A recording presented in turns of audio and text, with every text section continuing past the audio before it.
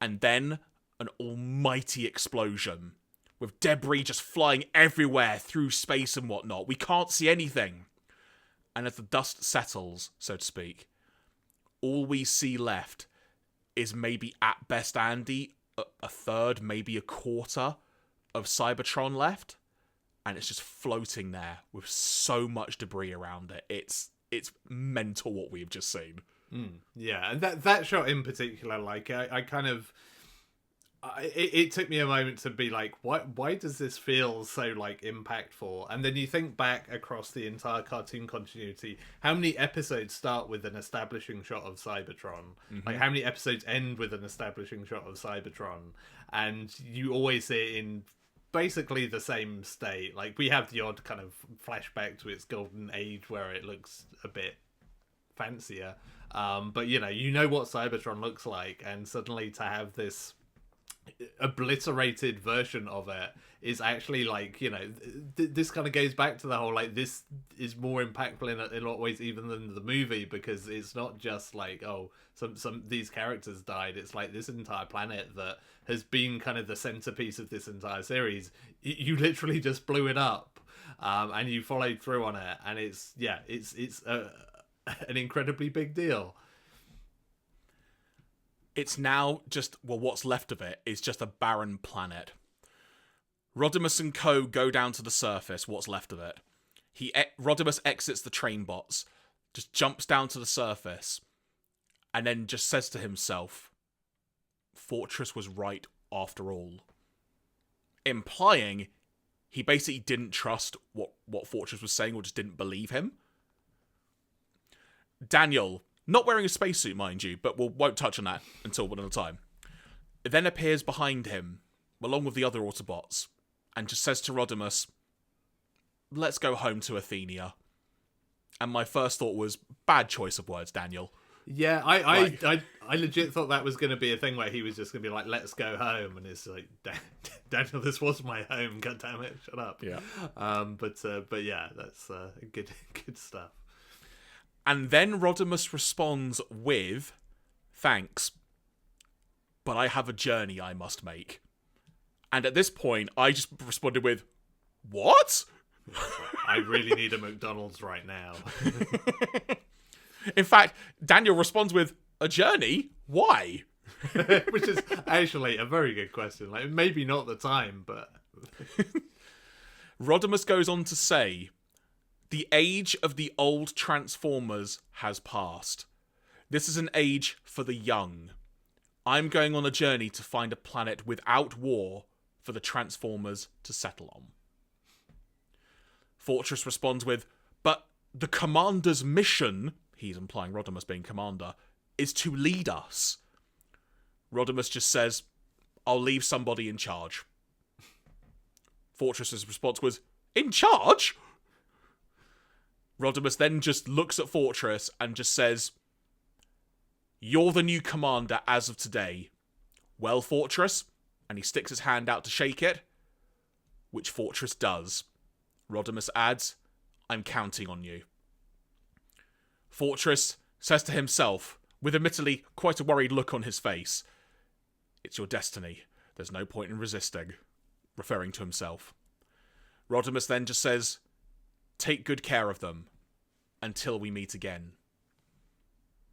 Suddenly, Cup interrupts and just says that he'll go with him.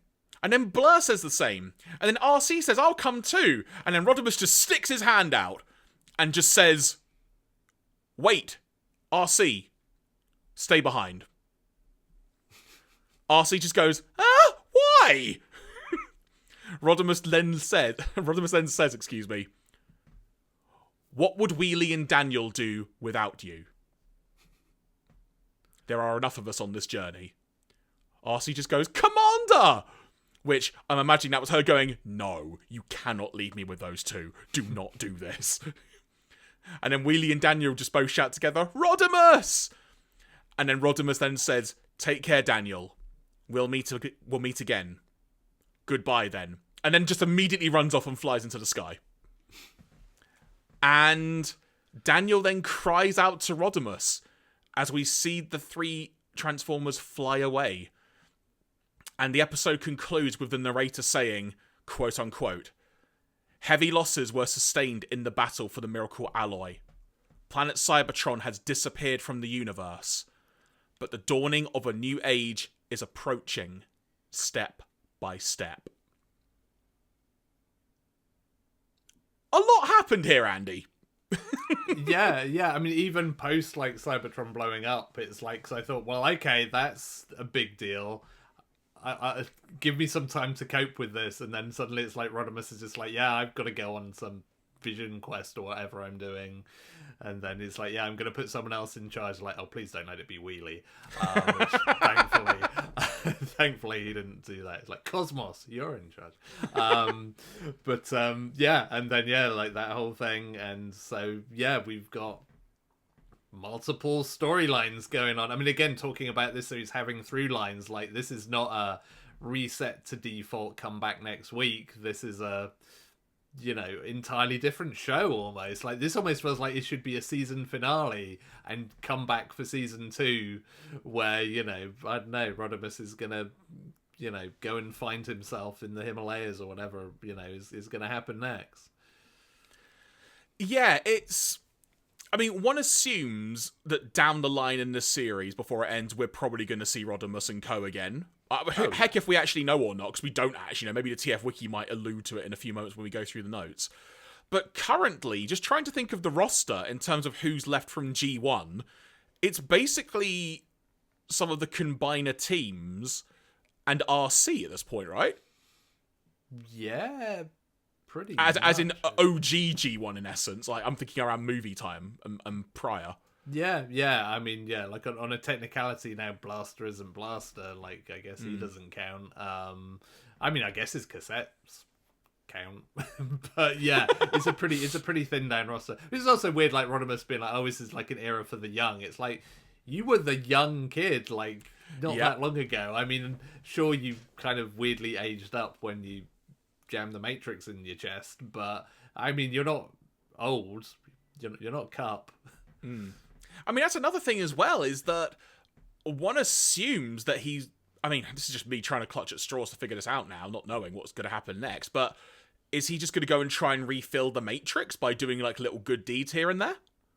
We just help old ladies cross the street with their shopping. Just be like, there's a little bit of Matrix juice from that. Is he going to get drunk on Energon like the Decepticons did one time? Yeah, why not? The possibilities are endless. So, let's go to the TF Wiki and see what maybe can be elaborated on here. Okay, well, you know what? I'm just going to say this now, Andy. If you want me to take it out the edit, just tell me. But despite his promise, Rodimus Prime does not return in the course of the Headmasters cartoon. Okay. He did, however, come back from his final journey in the final chapter of the comic. No, okay. Man, I'm that... So that is actually the swan song of Rodimus Prime. That just makes that even wilder. Which, I mean, to be fair, like, if you were in charge and, like, the planet you were in charge of protecting got blown up, I mean, it's probably a good time to resign. But yeah, I mean, that's... I mean, it fits in terms of this show is called The Headmasters, and you probably want to make them the focal point. But... yeah, man. Don't you have some Rodimus Prime and Hot Rod toys to sell still, Japan? Do you not need this guy around? I mean, does this imply that, you know, Cup was a hot seller? You know? Yeah. I mean, maybe they just wanted to sunset those guys. Yeah, oh, blimey.